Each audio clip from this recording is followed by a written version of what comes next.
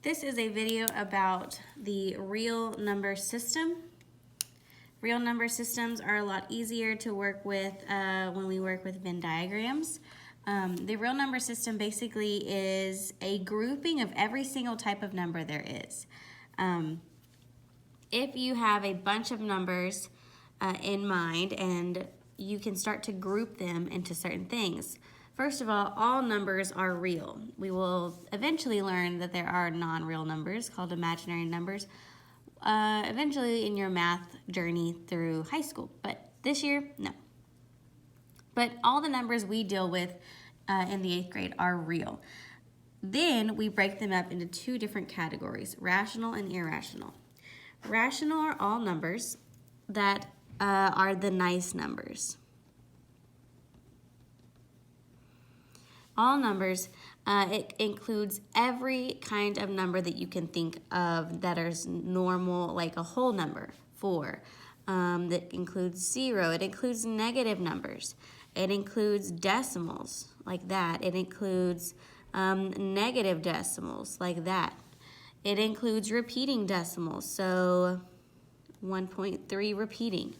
Which means that when it includes stuff like this, it also includes those fractions. That is what makes a rational number rational, is if you couldn't put it in a fraction like this. So for instance, 1/3 is a repeating decimal. It is considered rational.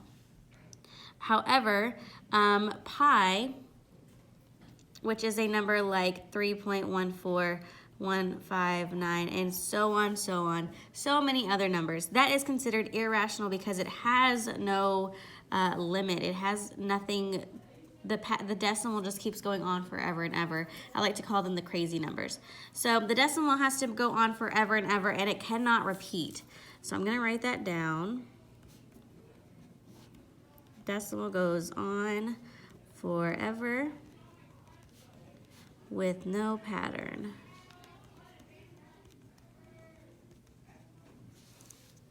Okay, so we have two different types of numbers, rational, which are all the nice numbers, and irrational, which are all the crazy numbers.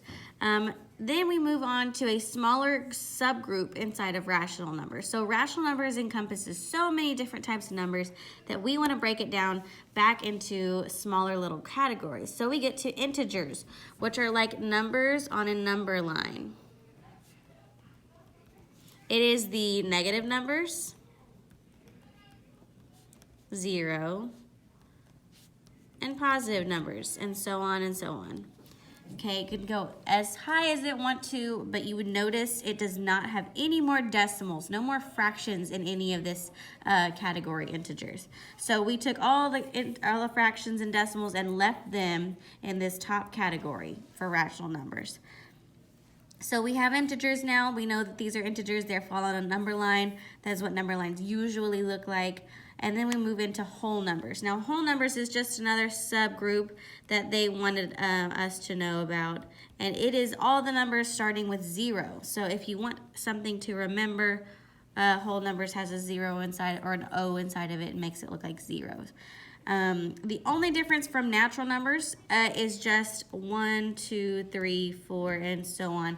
It takes off the 0, and the reason is we don't really count starting 0. We count starting 1, 2, 3, 4, 5, and so on. That is the real number system.